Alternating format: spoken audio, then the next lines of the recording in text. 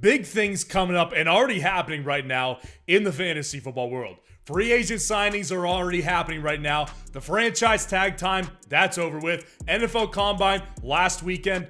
A lot of big things are happening right now in the football world. Now we got to get some updated top 30 wide receiver rankings for 2024 fantasy football. It's still early, but you can never be too prepared. And right now, this is what we're looking at here. So the first guy on this list right now, it's going to be Tyreek Hill still. Now, Tyreek Hill, Justin Jefferson, CeeDee Lamb, they're all in the same tier here for me with Tyreek Hill. And the reason is very simple, right?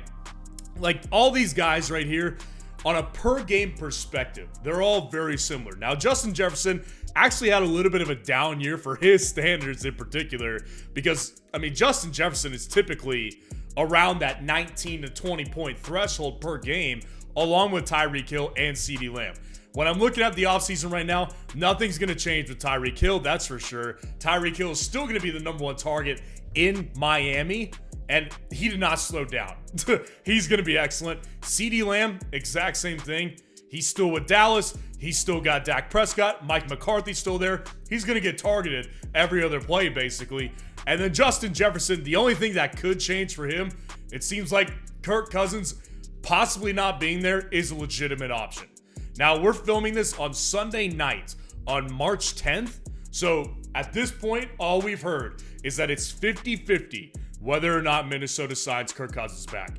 And I can guarantee you this, if they elect to not go with Kirk Cousins, they've got an offensive-minded head coach with Kevin O'Connell. They're going to go ahead and draft a quarterback. So it's either sign Kirk Cousins again, or you just go get a quarterback in this draft. I don't see them going any other way here. That's why I'm confident having Justin Jefferson at number 2 in the same tier as CeeDee Lamb and Tyreek Hill. Starting off tier 4, we're going to have Jamar Chase one spot in front of Amon St. Brown at 4 and 5. So Jamar Chase, like, this is something that I've been hearing kind of all offseason as I've been filming videos on my Dynasty channel. And one of the things that I've heard regarding Jamar Chase is, how good is this guy? Like, are we sure that he's a top 5, top 3 option at wide receiver? Listen, we can acknowledge that Jamar Chase, the last 2 seasons, has not lived up to what he did his rookie year. Everybody agrees on that. But let's put it into context. In 2022, his second year, well, he had several games that he missed due to injury. And then in 2023, him and Joe Burrow both missed a couple games. And Joe Burrow missed basically, of course, half of last season. So I would argue with a full season of Jamar Chase, a full season of Burrow, Jamar Chase is absolutely still a top 3 to 5 option in fantasy football. And it doesn't change now that T. Higgins did get franchise tagged in Cincinnati. And then Amon St. Brown at number 5. Listen, Amon St. Brown was excellent last year. I mean, he was the wide receiver 3 in half PPR. 17 fantasy points per game, what this guy was doing. And nothing is going to change here again. Ben Johnson, the offensive coordinator, he's back in town. They've got everybody back together, right? The running backs are the same. The wide receivers are the same. Maybe they draft a wide receiver, but who's really concerned that Amon St. Brown is going to get dethroned as that number 1 option in Detroit? Nobody's that concerned about that. So Amon St. Brown, going to be fantastic once again. I would just bump him down those 2 spots just because I think Justin Jefferson and Jamar Chase return to top 5 status in 2024 fantasy football. Now, number 6, Puka Nacua is 1 spot over number 7, Nico Collins. So this is kind of where, Puka Nacua, I think we're all in agreement on. Like, I don't think I had to explain this one too much to you guys. Obviously, what Puka did last year was just, it came out of nowhere, right? Like, it was insane what he did. He dethroned Cooper Kupp as that wide receiver 1 in Los Angeles. Cooper Kupp's not getting that spot back. In fact, I've said this throughout the offseason and even at the end of the 2023 season. It wouldn't surprise me in the slightest if they traded or cut Cooper Kupp because they're going to have a big cap hit with him this year. So over 30 Cooper Kupp looked like his body is kind of betraying him a little bit these last 2 seasons. So who knows how much longer Cooper Kupp is there. What we do know is if Cooper Kupp is there or not, this is Puka Nacua's wide receiver room. He's at number 6 easily.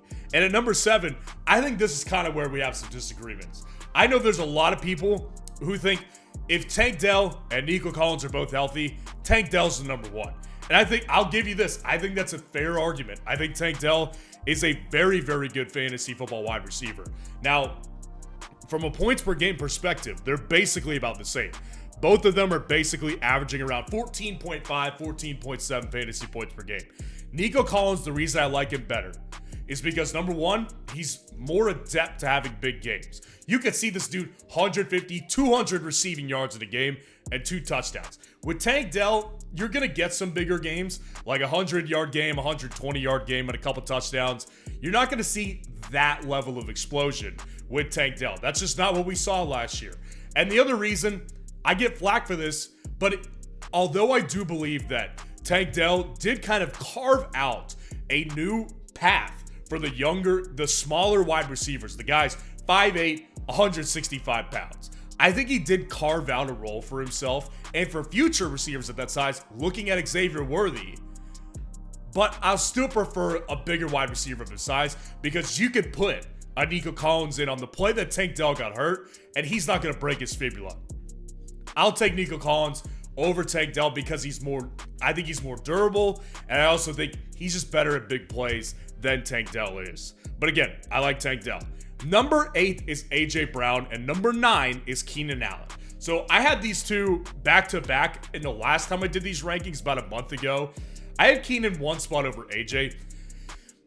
There's not a real big reason why I changed these guys. The only real reason I did it is because I do think that AJ Brown, when you look back to what happened at the end of 2023, AJ Brown started out so hot, and then the last half of the season, the last 8 games, the last 6 games, it was really underwhelming. That's what brought that number down to 13.9 fantasy points per game over that time period. But 160 targets were still right there with him. That is on the level with Puka Nacua, Amon-Ra St. Brown, Tyreek Hill. That first tier of the top 5 wide receivers in fantasy. I think Philadelphia just lost a lot of chemistry over that time. So, we'll see what happens with the Eagles. I'm kind of banking on them rebounding a little bit. So I prefer AJ over Keenan. But I like Keenan a lot. Obviously, Keenan Allen, we're talking about 13 games he played. He was a top 5 wide receiver. 17.3 fantasy points per game. 150 total targets last year. If he played it out, him and Justin Herbert together, we're talking 180 targets, CeeDee Lamb level for Keenan Allen. Now, do I think that's going to happen again this year with Jim Harbaugh in the building? I kind of betting on it not happening just because I think that he'll want to have a more balanced approach to this offense and have a running back who can take the load off of Herbert. Eckler was good for a long time, but you really look at the back of the years, he was never a 20 carry guy. He was a big reception guy. So I think Keenan may see a drop off in production this year just because the running back, I think, is going to be a stronger option to take pressure off of Justin Herbert. Number 10 and 11. I'm going back in on these guys. Devonte Adams and Garrett Wilson at 10 and 11. So Devonte Adams, for the obvious reason right now, is fluid. There's no answer at quarterback. Are they going to stick with Aiden O'Connell? That'd be a real shame if they did. I think he's a good backup. And I said this in my 2023 Dynasty Rookie Draft Guide. I think he's a good backup. Do I think they should stick with a backup? No, of course not. Are they going to go get Justin Fields? Are they going to go get Kirk Cousins?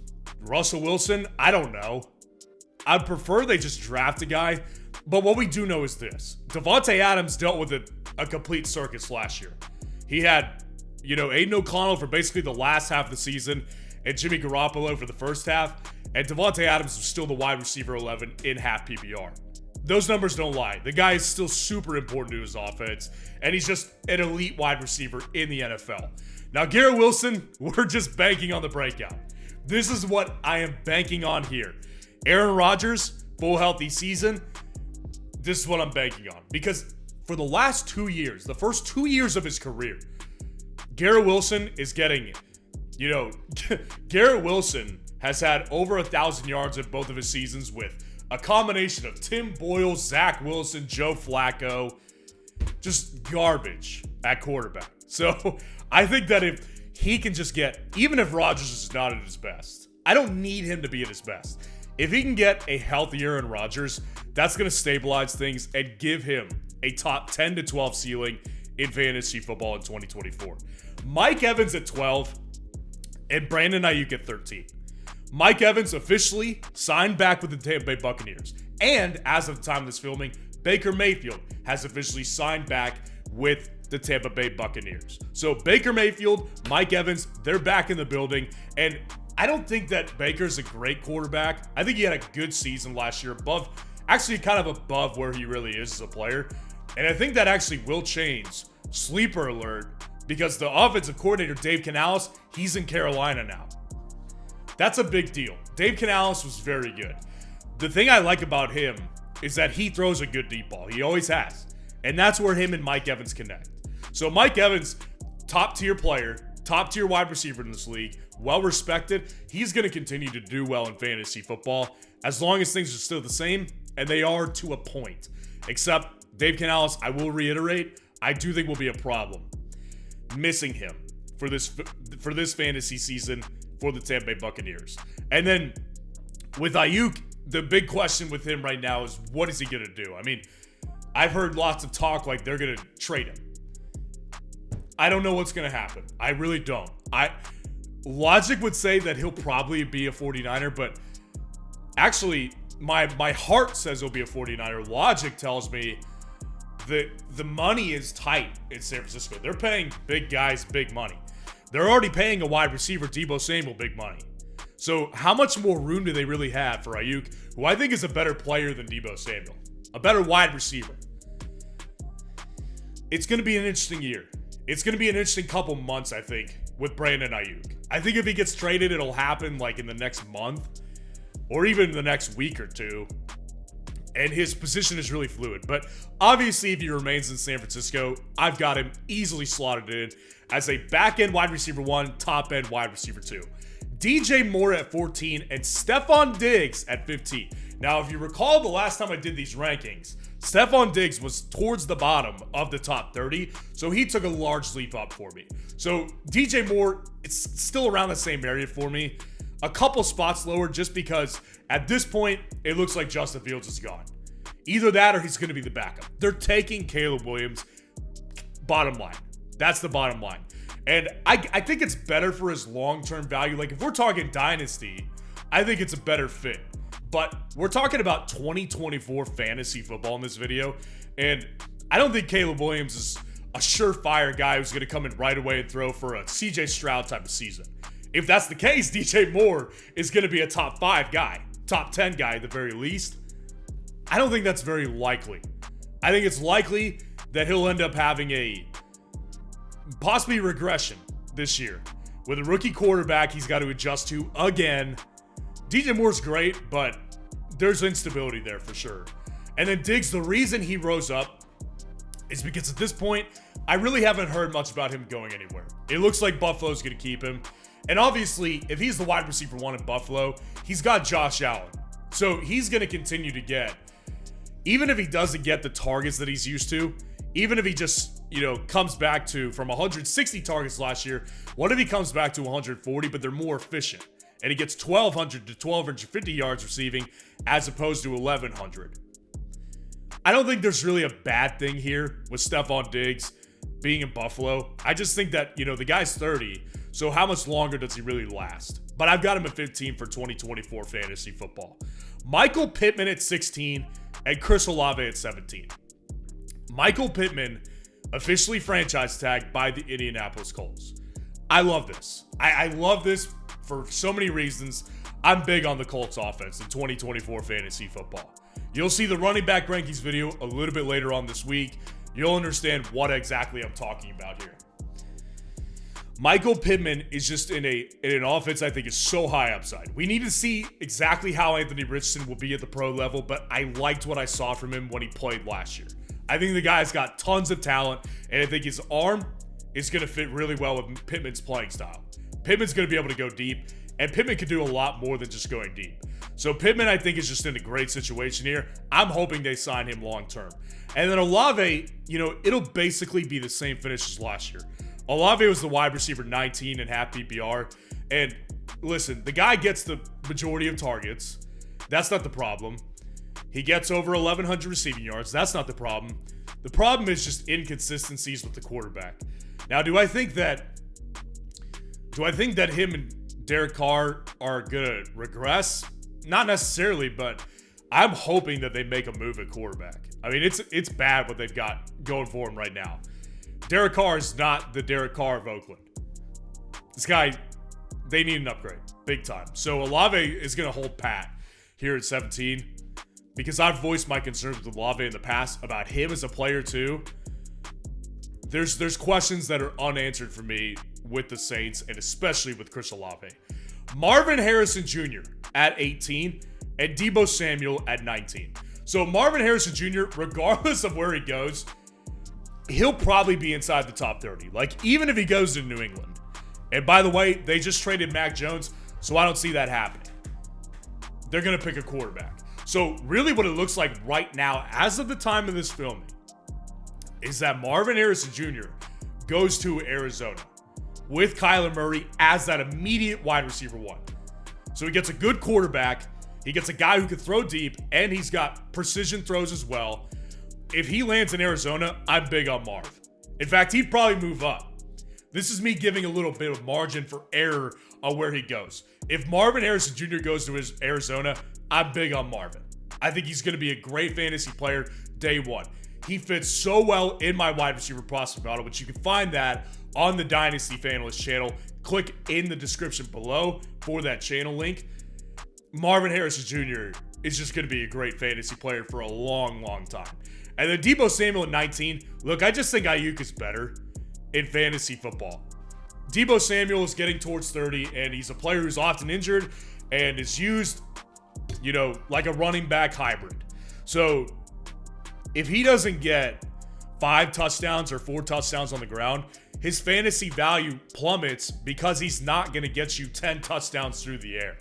So how much longer can they use him like a running back? Because he's starting to age like one a little bit with all these injuries he's getting.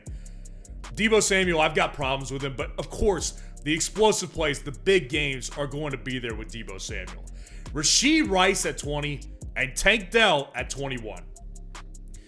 Rashee Rice, I think a lot of people are going to contest this, think he should be higher on this list, and I can understand that. Like, as the roster sits today, you've got an aging Travis Kelce, probably has 1 more year, 2 more years at most, and you've got Rashee Rice. Why would he not be higher? This is just my hunch. I think they're going to draft a wide receiver. Because the wide receivers on the free agent market, all the good ones are worth it. They're already franchise tagged. Pittman's franchise tagged. T. Higgins is franchise tagged. Mike Evans is already signed. Like, they're not really in the market anymore for a vet. They're in the market to draft one. So we'll see how it plays out. If he is the wide receiver one, and we get to, May, June, and there's nobody else, Rashee Rice is going to be in the top 15. But right now, I'm holding with my conclusion here. I think they're going to draft a top wide receiver in this class. And then Tank Dell right here, who knows how long, when he's going to come back. Like, I'm not saying he's not going to be ready for the start of the season, but I don't know if he will be. So I'm giving margin for error here. I think if CJ Stroud is fully healthy, and I think if Tank Dell is fully healthy, Tank Dell, of course, has top 15 potential, possibly top 10. So we'll see how the offseason goes. I, of course, like Tank Dell. Look at his numbers on the screen. They don't lie. This guy is getting lots of fantasy points per game when he plays, and he's an elite route runner. That's why he's able to average that amount of targets per game. So, yes, I like Tank Dell. I just want to see how this offseason plays out with that injury and how well he recovers. DK Metcalf at 22 and Jordan Addison at 23. DK Metcalf, I mean, I'm people who have been watching this channel for a while know how I feel about DK. I think he's a good big play threat a lot of times, but there's a lot of games where he just disappears, and that's what leads him to having subpar finishes most of the time. Like, wide receiver 16 season last year, that was actually one of his best seasons. 12 fantasy points per game. He only had 120 targets last year. So, with Jackson Smith-Njigba emerging, does that target share drop a little bit more? I think it's possible. We'll see how it goes over the offseason and what they do at quarterback, because if it's Geno Smith again, I don't have a ton of faith in DK Metcalf hopping back into the top 12 range, the top 15 range. And then you got Jordan Addison here at 23.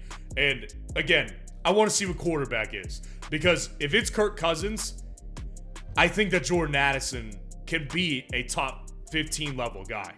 But we don't know how Kirk Cousins is going to look after he comes back from the injury. So if they draft a rookie quarterback, look, I think they might. I think it's a very strong chance they do. Again, it's kind of the DJ Moore situation where it's like, the guy's going to have one wide receiver to throw to. That's going to be Justin Jefferson.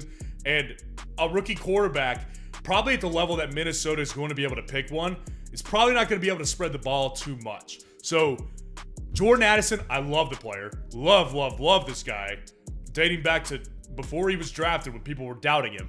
I've always been a big Jordan Addison guy. Want to see what quarterback does in this offseason. Devonte Smith and Jaylen Waddle at 24 and 25. Devonte Smith, it's the same. It's kind of the same thing with like a guy like T. Higgins, except I think he's a better player than T. Higgins. Like, Devonte Smith could go on this really hot streak. And by the way, Devonte Smith was the wide receiver 20 in fantasy football last year. There's a stretch where Devonte Smith was viewed as a better fantasy option in 2023 than A.J. Brown was.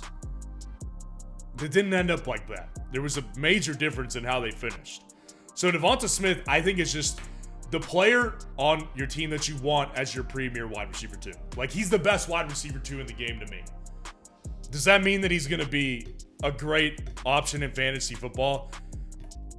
A top-end wide receiver 2 in fantasy? No, it doesn't. Because you've got guys like Devonte Adams in that range, Garrett Wilson, Brandon Aiyuk, Pittman Jr. I don't think that Devontae's in that range of guys. Not as a player, he is as a player, but just based on the volume and the production that A.J. Brown takes away from Devonte Adams or Devonte Smith. And then Jaylen Waddle, I mean, listen, I don't think people remember how disappointing his season was. He was the wide receiver 34 in half PPR. Now, he missed 3 games. We'll put that out there. That deserves context. And he had over 1,000 receiving yards. He had 4 touchdowns last year, though. So the difference between 2022 and 2023 was that touchdown total. He didn't hit as many big plays in 2023. Do I think that's a consistent thread we're going to see? I'd probably bet against it, but as of right now, I'm gonna have him here at 25, which is 9 spots above where he finished last year. Jaden Reed at 26 and Zay Flowers at 27. Jaden Reed, I think he's the best wide receiver in Green Bay. Like, if we want to talk about talent, I think Christian Watson is the most talented. But look at his career so far. He's had injury-riddled seasons, and a lot of times when he's even out there, he's ghosted people. Like, he had a hot stretch last year, but again, missed most of the last half of the season, and the beginning half was just horrific. So we can discuss Christian Watson as this top talent. I'm here for that conversation, but Jaden Reed put it into practice in fantasy football last year. Jaden Reed was the wide receiver 23 in half PPR.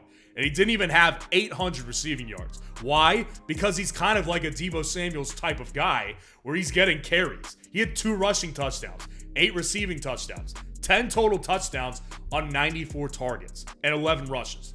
This guy is so perfect for their offense. He is their ultimate Swiss Army knife, and they're going to continue to get him more involved and get him and Jordan Love to grow again in another offseason in Green Bay. And then Zay Flowers, I think, is just in a situation where wide receiver 1 in Baltimore, without question, but the fantasy football pie for wide receivers in Baltimore has always been this same story under Lamar. It's smaller. It's smaller than a Jaden Reed. It's smaller than it is in Miami.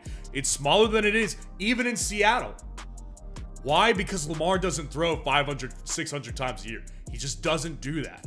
So Zay Flowers, of course, I like him, but I think his ceiling is just going to be capped by that lack of passing volume that the other elite wide receivers in fantasy get. So Zay Flowers, I think he gets better this year. I think he takes another step forward. I think he builds off how he ended the season, but I think his ceiling really just ultimately is capped with Lamar Jackson. Amari Cooper and T. Higgins at 28 and 29. Now, Amari Cooper, the big story is where's he going to be? I've heard there's a good chance Cleveland cuts him, and obviously they just traded for Jerry Jeudy, which I don't think it affects him that much. I don't understand the big hype around Jerry Jeudy. Guy's never shown anything in the NFL. Also, what's the quarterback situation? Deshaun Watson, are we banking on him getting 2 guys involved? No, I wouldn't. I think that if there's one guy, it's Amari Cooper, unless they cut him. Which I think is a good chance they do cut him to save a lot of cap space, because they've got a lot of decisions to make business-wise here in the next month or so. So Amari Cooper, if he gets cut, we'll see exactly how that plays out. That's why I've got him lower, because I think if he gets cut, a team will sign him as a wide receiver too. And then T. Higgins, the same story every year with him. I think people are just kind of catching up to the message here, which is that talented player, yes, indeed. Talented offense, absolutely. Key player on the offense, yes, but a lot of disappearing acts. And usually you can count on him missing 1 to 2 games a year. That's kind of the story with T. Higgins. So, good to be back in Cincinnati. Not ruling out the possibility that he gets traded still. But I think T. Higgins really, at the end of the day, it's more underwhelming than it is fulfilling when it comes to his fantasy value. And I've got Jackson Smith-Njigba rounding it out at 30 here. I want to move him higher. I can't right now. There's no clear answer to what they're doing at quarterback. If it's Geno Smith again, what are we doing, guys? This can't work with him. Now, what I will say about it is that last time I read, the new head coach, McDonald, was non-committal on Geno Smith. So if he makes the move, gets a quarterback in the draft, maybe Jaden Daniels falls. Maybe they go with a guy like Bo Nix at the end of the first or early in the second. There's options here, and I would prefer either of those guys over Geno Smith. So we're going to have to wait and see if they get a quarterback upgrade.